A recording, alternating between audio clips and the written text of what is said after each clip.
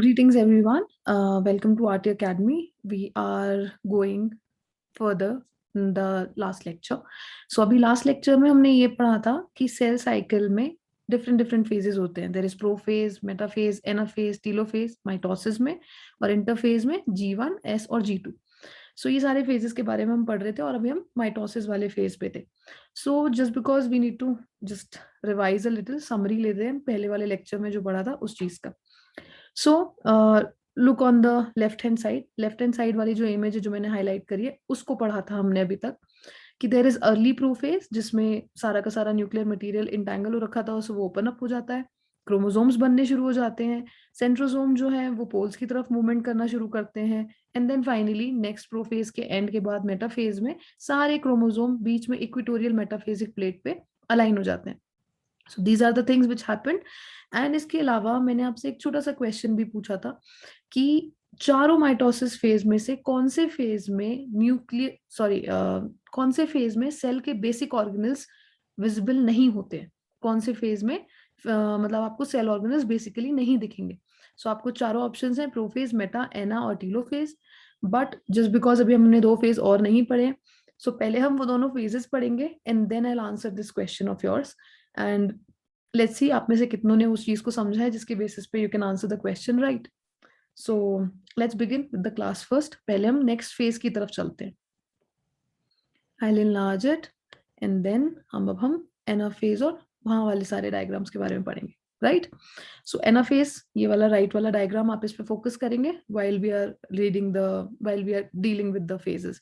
सो मैंने टेबल के फॉर्म में इसीलिए किया है कि once we are finished with all this you can see the table and then finally you can actually observe कि हर किसी फेज में क्या क्या हो रहा है. थोड़ा सा सेल साइकिल के कुछ कुछ फेजेस थोड़े से कंफ्यूजिंग हो जाते हैं, you are not able to get it very easily and quickly. So इस वजह से ये चीज की प्रॉब्लम ना हो, so that's why I am saying कि सारे एक बार आप टेबल को एट द सेम टाइम जब सारे सेल साइकिल के स्टेजेस खत्म हो जाए देन आप एक बार सारे के सारे कंपेयर करते हुए पढ़िएगा सो दैट कोई कंफ्यूजन ना रहे.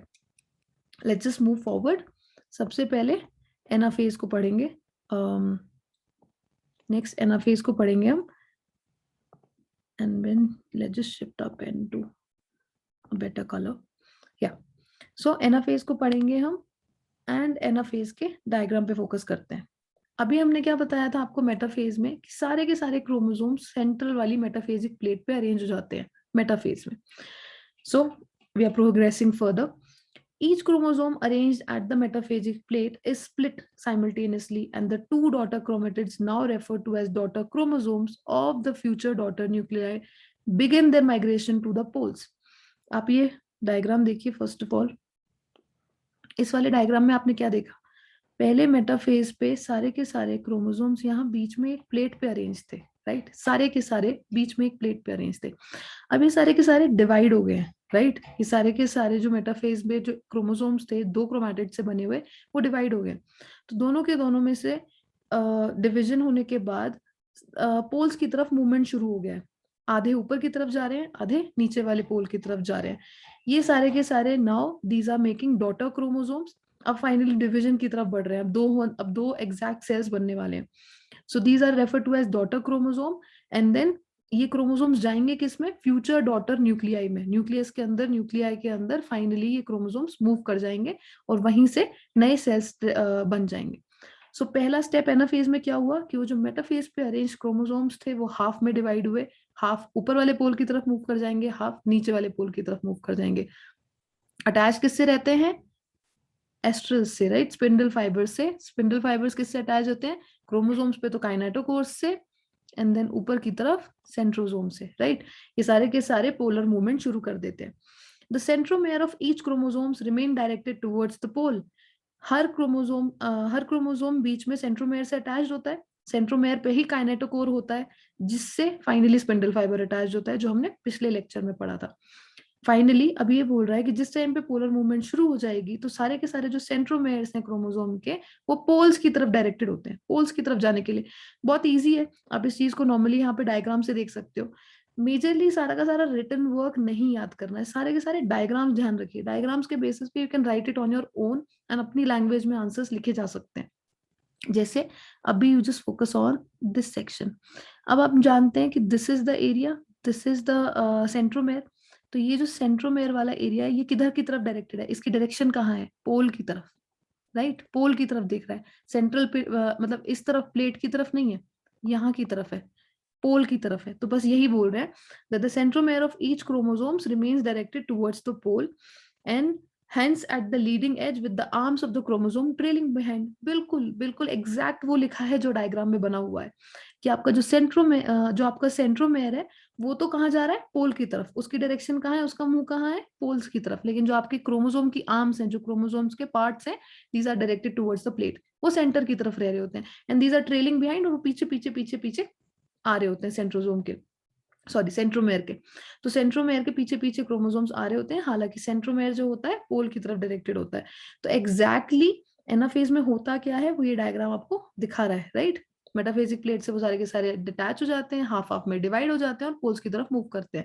पोल्स की तरफ में ये क्वेश्चन कॉम्पिटिटिव बेसिस पे आ सकता है कि सेंट्रोमेयर की डायरेक्शन कहाँ होती है, पोल्स की तरफ या मिडिल की तरफ, एंड क्रोमोसोम्स की आर्म्स की डायरेक्शन कहाँ होती है, पोल्स की तरफ या मिडिल की तरफ। वेरी एविडेंट, याद करने की कोई जरूरत नहीं है, just look at the diagram, diagram साफ बता रहा है कि किस तरफ में होती है। लेट्स मूव फर्दर, आगे बढ़ते हैं। Centromere split and the chromatids separate and the chromatids move to the opposite poles. ये कुछ नया नहीं बता रहा है आपको, सेम बात है कि बस एग्जैक्टली आपको बता रहा है कि इस फेज में कैरेक्टरिस्टिक वाइज क्या मेजरली होता है। तो क्या होता है, आपको बताया था कि आपको जो सेंट्रोमेयर है वो स्प्लिट करता है एंड देन आपके क्रोमैटिड सेपरेट कर जाते हैं एंड दोनों क्रोमैटिड्स पोल्स की तरफ मूव करते हैं। तो यही तो था, पहले मेटाफेज पे क्रोमैटिड एक दूसरे से अटैच थे एंड पूरा पूरा क्रोमोसोम मेटाफेजिक प्लेट पे लाइन से लगा हुआ था। लेकिन अब दोनों के दोनों क्रोमैटिड्स एक दूसरे से अलग होके पोल्स की तरफ मूव कर रहे हैं। So that's the characteristic of anaphase. अब मूव करेंगे किस पे, टीलोफेज पे। सो टीलोफेज पे पढ़ना शुरू करते हैं and then will look at the diagram. Chromosomes cluster at the opposite spindle poles and their identity is lost as discrete elements. Finally जो क्रोमोसोम्स थे वो फाइनली स्पिंडल पोल्स पे इकट्ठे हो जाते हैं सारे के सारे, and their identity is lost as discrete elements. Finally आपको बहुत ज्यादा क्लियर कट क्रोमोसोम सब नहीं दिखाई देंगे, their identity would be lost. Finally अब इसके बाद क्या है, सेल बनना शुरू हो रहा है, डॉटर सेल फाइनली प्रॉपरली बनना शुरू हो रहा है। तो इसलिए अब सेपरेट सेपरेट चीजें नहीं दिख रही है, सब डिस्क्रीट एलिमेंट्स की तरह दिख रहा है, जैसे आप यहाँ पे देख सकते हो। एग्जैक्टली आपको एक अलग क्रोमोसोम, एक अलग सेंट्रोमेयर, एक अलग सेंट्रोमेयर तो नहीं दिख रहा है, एक डिस्क्रीट पूरा बंडल की तरह एक बंच दिखाई दे रहा है। तो सारी की सारी आइडेंटिटी लॉस्ट होती है as discrete elements, chromosome separately नहीं दिखेंगे, प्रॉपर ऐसा बंच दिखेगा। The nuclear envelope develops around the chromosome and cluster at each pole forming two daughter nuclei। इस वाले स्टेज में फाइनली आपका न्यूक्लियर एनवेलप आ जाता है, राइट। आपका न्यूक्लियर एनवेलप दोनों पे, जैसे ये रहा और एक ये रहा, दो डॉटर सेल्स के ऊपर न्यूक्लियर एनवेलप डेवलप हो गया है। इसके अंदर आपका क्रोमोसोमल मटेरियल है, इसके अंदर अपना क्रोमोसोमल मटेरियल है, एंड देन फाइनली धीमे धीमे यहाँ पे सेल वॉल डेवलप होगी एंड देन यहाँ से डिवीजन हो जाएगा और दो सेल्स तैयार हो जाएंगे, हो गया cell division. So that's what the whole cell cycle looks like. And the best part is, इसके अंदर आप एक चीज नोटिस करिए जो मेरे क्वेश्चन से भी रिलेटेड है, just read this. Nucleolus, Golgi complex, ER, reform, सारे के सारे आपके ऑर्गेनल्स जो पहले फेज में डिसअपियर हुए थे, इस फेज में सारे के सारे रीअपियर होने लग जाएंगे। एंड ये आपके जो दो सेल्स हैं डिवीजन के बाद सेपरेट प्रॉपर दो सेल्स की तरह बन जाएंगे, जिसमें अपना सब कुछ होगा जो एक पर्टिकुलर सेल में होता है, सारे के सारे न्यूक्लियस का सामान, सारा का सारा एंडोप्लाज्मिक रेटिकुलम और सब कुछ। सो इसी तरीके से you just get to know this कि यहाँ पे सारा का सारा आपका मटेरियल रेडी हो जाता है, दो daughter cells properly cell cycle cell division complete करते हैं। And we are going to proceed further towards the next, I am going to show you video ताकि आपको ये सब प्रॉपरली याद हो जाए एंड आप एक बार रिलेट कर पाएंगे। So now I'm going to show you a video in which you are going to see the whole cell cycle all together, and this is going to clear all your doubts regarding the process and the different stages. Let's start.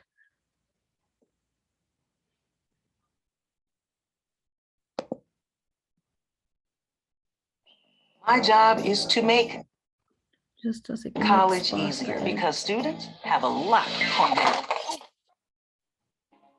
Mitosis. In this module, you will learn about mitosis. Mitosis is a process of cell division that makes possible regeneration of body parts. To elaborate, mitosis is the separation of nuclear chromosomes into two identical daughter nuclei. It is divided into four key phases: prophase, metaphase, anaphase, and telophase. An additional phase called cytokinesis occurs after the complete nuclear division. Before a dividing cell enters mitosis, it undergoes a period of growth and rest. This period is called interphase. Correct? We said the same, that before the process of mitosis occur or the cell division actually starts, the cell goes under a process of preparation that's called as the interphase. In interphase, the genetic material of a cell increases. Prophase. During prophase, the chromatin condenses and becomes short and thick to form chromosomes. Each chromosome has two sister chromatids joined together at the centromere. The nucleolus disappears and the nuclear membrane starts to break down. The centrosomes, each with a pair of centrioles, move apart to the opposite poles, forming a spindle between them. Metaphase. During metaphase, microtubules of the spindle interact with chromosomes. This causes the chromosomes to move and align along the middle of the cell or the equatorial plate. Sister chromatids are held at the centromere, confirming the presence of protein structures called kinetochore at the surface. The kinetochore holds the chromosomes and attaches them to the spindle. Anaphase. During anaphase, the sister chromatids separate at the kinetochores, and the daughter chromosomes, along with the divided centromere, move towards the opposite poles as the microtubule shortens. The poles of the spindle also move apart and help to separate the chromosomes. As the chromosomes separate completely into two sets, one at each pole, anaphase is considered complete. As you can see here, we have just mentioned a little earlier that centromere are directed towards the poles. As you can see, जो orange color का structure आपको round structure दिख रहा है, that is moving towards the poles, while the arms of the chromosomes, the chromatids की जो arms है blue color की, वो center की तरफ directed है. So they just trail behind, while the structure, the centromere, moves towards the poles. Telophase. During telophase, the daughter chromosomes arrive at the pole and the chromatin starts to decoil. Also, the nuclei reform along with nucleoli. This triggers the reformation of the nuclear membrane. Cytokinesis. Cytokinesis is the partition of the cytoplasm. In animals, a cleavage furrow appears in the plasma membrane, which deepens and divides the cytoplasm into two daughter cells, each containing a nucleus. In plants, new cell wall formation is triggered at the center of the cell by the formation of a cell plate. The cell plate grows outwards till it meets the existing wall, resulting in two daughter cells. So you just saw that कि अभी तक हमने सारे phases पढ़े थे, उस phase के बाद cytokinesis पढ़ना था. The video already mentioned it. कि पहले तो nuclear membrane का, sorry, the nuclear material was made, the nuclear material was duplicated and finally distributed for two daughter cells. But at the same time, अब इन दोनों daughter cells को अपना further काम भी शुरू करना है, तो they need to be separated. एकदम proper single cell बन जाना चाहिए. तो वो single cell में finally वो division होने के लिए जो further process होता है, that's cytokinesis. एनिमल्स में अलग तरीके लाइक दोनों में एनिमल्स और प्लांट्स में अचीव हम एक ही चीज करते हैं, बट एनिमल्स में थोड़ा सा डिफरेंट था, और इस वाले केस में जैसे प्लांट्स के केस में सेल वॉल डिवाइड होती है and then cell wall finally distributes and finally divides into two and two daughter cells are made. In this module you have learned. So this is how the video is done and we'll get back to our lecture.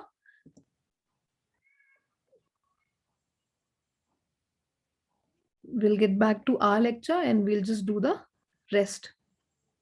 Okay, so we're back here. All the phases have been discussed, all the stages of the cycle have been discussed, and the earlier diagram, I'll just show it again. So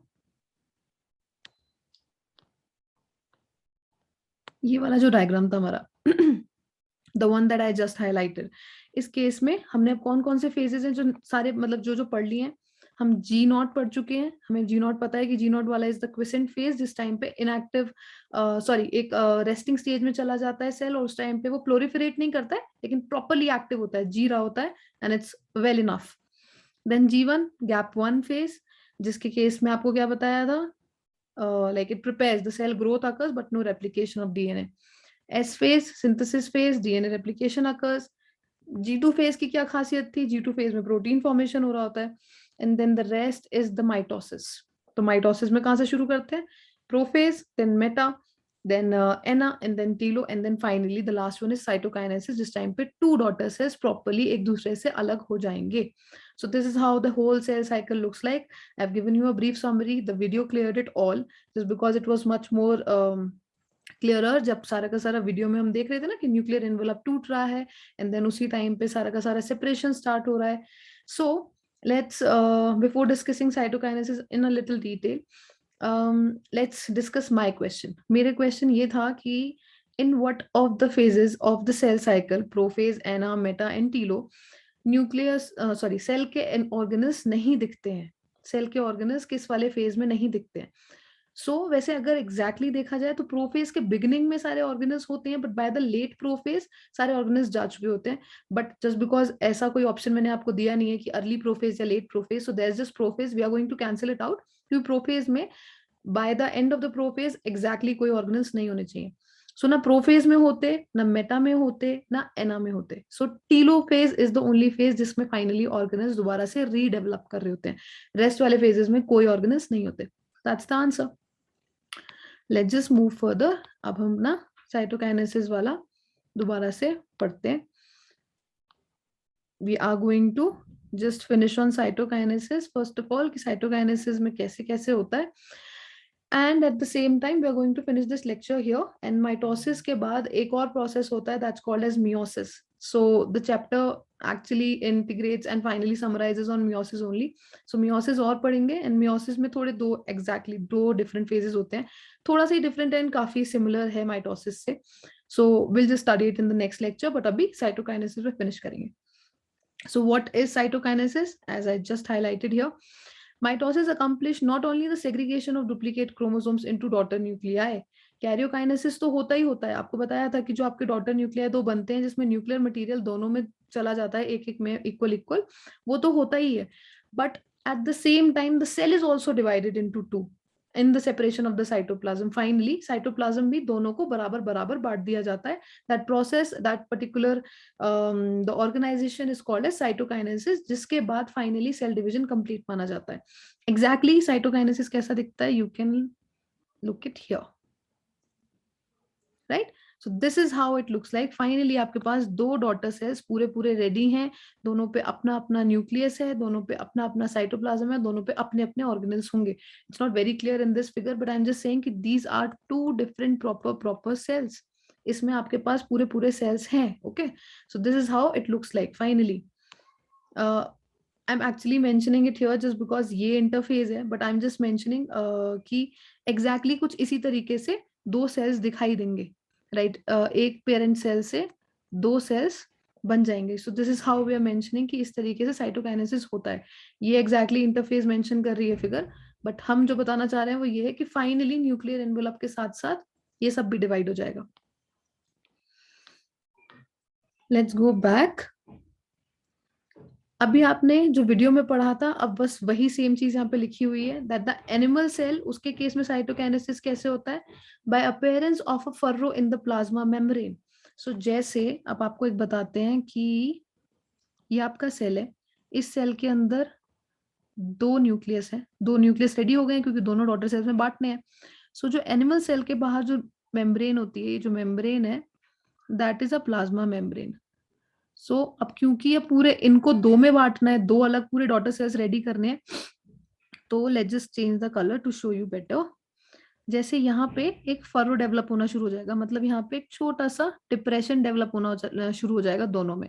and उसके बाद further as we move further होगा क्या, यहाँ पे ये धीमे धीमे ये फरो डीप होना शुरू हो जाएगा, अंदर तक काटने लगेगा, अंदर तक कटता चला जाएगा, एंड दोनों में एक एक न्यूक्लियाई चला जाएगा। सो इस तरीके से फाइनली दो डॉटर सेल्स बन जाएंगे और जिसमें अपना अपना न्यूक्लियस होगा, right. The furrow gradually deepens and ultimately joins in the centre, finally join कर जाता है सेंटर में और दोनों अलग अलग दो सेल बन जाते हैं। प्लांट सेल्स में यही प्रोसेस होता है बट थोड़ा सा डिफरेंट होगा इसके केस में, मतलब आपके कंपैरेटिवली जो आपने जो भी यहाँ पे बताया कि ये जो आपकी प्लाज्मा मेम्ब्रेन है या जो सेल वॉल है वो डीप हुई एंड देन फाइनली दो सेल्स डिवाइड हो गए। इन केस ऑफ प्लांट्स जो सेल वॉल होती है वो कंपैरेटिवली इनएक्सटेंसिबल होती है, उसमें इतनी फ्लेक्सिबिलिटी, इतना खिंचाव नहीं होता है, सो उसकी वजह से उसका प्रोसेस थोड़ा सा डिफरेंट है। We'll just make another diagram. Okay, so इसमें क्या होगा, बहुत मामूली सा चेंज है। Will just use another colour to distinguish it, right. So जैसे मान लीजिए ये आपका प्लांट सेल है और इसके अंदर ये दो आपके न्यूक्लियस बन चुके हैं। अब आपको इन दोनों न्यूक्लियस को फाइनली डिवाइड करके आगे दो सेल्स रेडी करने हैं। तो उसमें क्या हुआ था, आपके बाहर वाली सेल वॉल में डिप्रेशन बना और डिप्रेशन करते करते दो सेल में डिवाइड हो गया। इसमें क्योंकि इसकी जो ये बाहर की सेल वॉल है ये इतनी एक्सटेंसिव और इतनी फ्लेक्सिबल नहीं है, इसमें ये डिवीजन होने के चांसेस कम हैं। सो इसके वजह से यहाँ पे डिप्रेशन बीच में शुरू होता है, यहाँ पे जो डिवीजन होगा वो बीच में शुरू होगा। Let's just use another colour and then वो धीमे धीमे बाहर की तरफ डीप होता चला जाता है। एनिमल सेल में क्या बताया, बाहर से अंदर डिवीजन हो रहा है।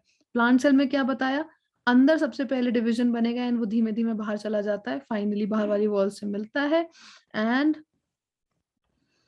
यहाँ पे आपके दो सेल पूरे पूरे नए न्यूक्लियस के साथ, नए सेल ऑर्गेनेल्स के साथ रेडी हो जाता है, राइट। सो विल जस्ट मतलब that's the major difference in case of a this is an animal cell and this is a plant cell. तो एनिमल सेल और प्लांट सेल में बस मेजरली यही डिफरेंस आता है। Let's just read this paragraph together and देखते हैं कि एग्जैक्टली ये क्या कह रहा है। Like these are the notes that you can refer to on later, but अभी मेजरली बस प्रोसेस को समझने की कोशिश करते हैं। Plant cells are enclosed by a relatively inextensible cell wall. Therefore, they undergo cytokinesis by a different mechanism. In plant cells, wall formation starts in the center of the cell. As I just mentioned, बीच में शुरू होती है, right? Thus, it starts in the center of the cell and grows outward to meet the existing lateral walls. The formation of the new cell wall begins with the formation of a simple precursor called the cell plate that represents the middle lamella between the walls of two adjacent cells. At the time of the division, organelles like mitochondria, plastids get distributed between the two daughter cells. दोनों को अपने अपने organelles मिल जाएंगे, so don't worry, दोनों में equal division होता है हर चीज का, right? In some organisms, karyokinesis is not followed by cytokinesis, at a result of which multinucleate conditions arises. Example in case of liquid endosperm of coconut. Okay, so एक last line है जो एक नई चीज बता रही है, so I'm just going to mention it again with the help of a diagram. किसी किसी सेल में जैसे आपको बताते हैं कि मानिए दो न्यूक्लियस तो बन गए, अब कायदे से इनको दो सेल्स में भी डिवाइड होना चाहिए था बट ये नहीं होते, राइट। तो इनके केस में जो नया सेल रेडी हुआ है उसके अंदर मल्टीपल न्यूक्लियस कंडीशन, जैसे मान लीजिए यहाँ पे अभी दो न्यूक्लियस हैं, ये दो में बटने चाहिए थे जिससे एक एक दोनों में चला जाता, लेकिन ये दो में नहीं गया, दैट्स द कंडीशन, ये ऐसे के ऐसे ही रह जाएगा and then it is called as a multi nucleate condition. एंड आपके पास इसमें मतलब ज्यादा नंबर ऑफ न्यूक्लियस आ जाते हैं एंड ऐसी कंडीशन किसमें एग्जांपल किसमें ऑब्जर्व करी गई है, in the endosperm of coconut.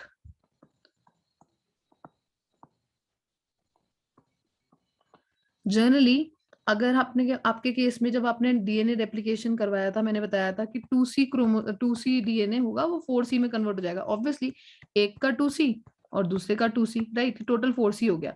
लेकिन अब आपके केस में कंडीशन क्या हो रही है कि आपका सेल डिवीजन तो हुआ नहीं, तो न्यूक्लियस तो आपका उतना का उतना ही पड़ा हुआ है, तो टोटल आपका जो 4C है सारा का सारा न्यूक्लियस आपके पास रहता है।